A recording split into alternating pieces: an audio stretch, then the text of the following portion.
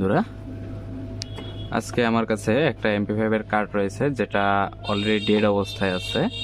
এটাতে কোনো পাওয়ার নেই।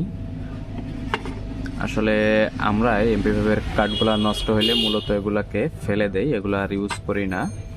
আমরা অনেকেই জানি না যে এটাকে আবার নতুন করে সার্ভিসিং করানো যায়। এটাকে আমি আজকে মেরামত করব। তো চলেন দেখি কিভাবে মেরামত করানো যায়।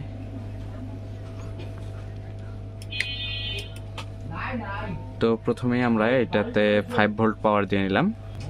তো ভালোভাবে দেখি। তো এখানে কয়েলে আমরা কোনো প্রকার এখানে ভোল্টেজ পাচ্ছি না। তো এইটা আমাদের হইলো আইসি। এইখানে 5 ভোল্টেজে ইনপুট হয়, ইনপুট হওয়ার পরে এই দিক দিয়ে ভোল্টেজ আউট হয়। তো এখানে কোনো ভোল্টেজ পাচ্ছি না। এখানে ইনপুট হয়েছে, ইনপুট হওয়ার পর ভোল্টেজ আউট হয়েছে 2.46। তো এইখানে আসার পর 2.42, এইখানে এসে 3 ভোল্ট প্রেজেন্ট।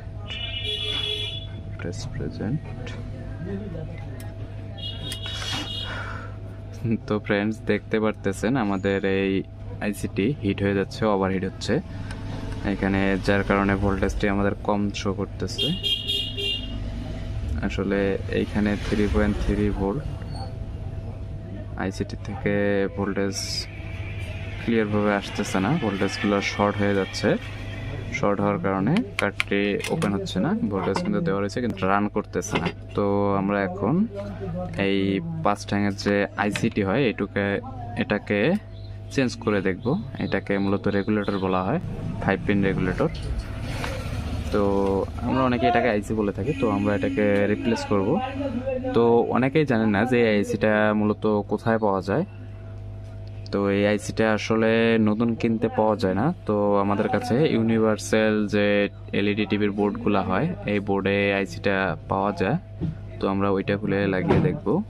এই যে এখানে দেখতে পাচ্ছেন আপনার ফার্স্ট ট্যাঙ্কের যে রেগুলেটরটি আইসিটিটি, এটা হলো আপনার 1.2 ভোল্ট, কিন্তু এটাকে আমরা এখানে ইউজ করলে এটা 5 ভোল্টের কাজ করতে পারে। তো আমরা এটাকে এখানে লাগিয়ে দেখব যে কাজ করে কিনা। তো যার কারণে আমরা পাওয়ার অফ করে দেব প্রথমে কাটতে থেকে।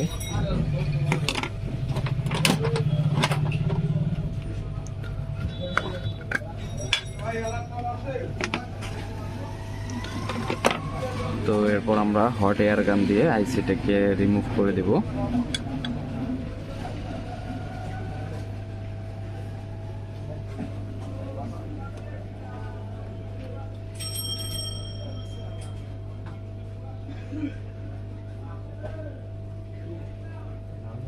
আইসিটি আমরা রিমুভ করে নিলাম। তো এখন আমরা এইখান থেকে আইসিটি উঠিয়ে নেব।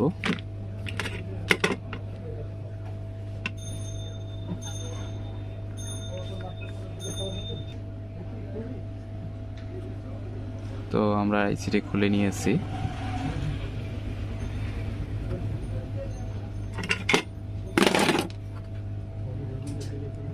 তো আমরা এখন এই আইসিটিকে এখানে লাগিয়ে দেখব।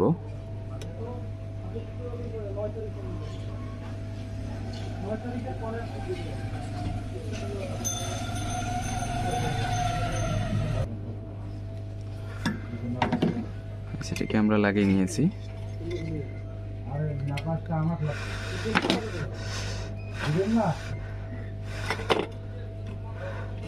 তো আমরা এখন একটাকে পাওয়ার দিয়ে দেখব।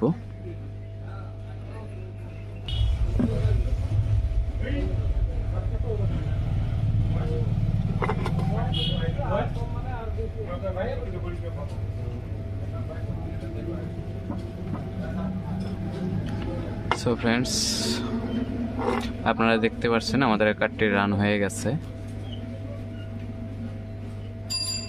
তো এইভাবেই আমরা কার্ডগুলোকে সার্ভিসিং করতে পারি, কার্ডগুলোকে ফেলে না দিয়ে এগুলাকেই সার্ভিসিং করে আবার আমরা ইউজ করতে পারি। তো ভিডিওটি ভালো লাগলে সবাই ভিডিওটাকে লাইক করবেন আর কমেন্ট করে জানাবেন যে আপনাদের ভিডিওটি কেমন লেগেছে এবং আপনারা কীরকম ধরনের ভিডিও চান সেগুলো আমাকে জানিয়ে দেবেন কমেন্টসে। এবং আমার একটা নতুন চ্যানেল, তো আপনারা আমার এই চ্যানেলটাকে সাবস্ক্রাইব করে দিবেন।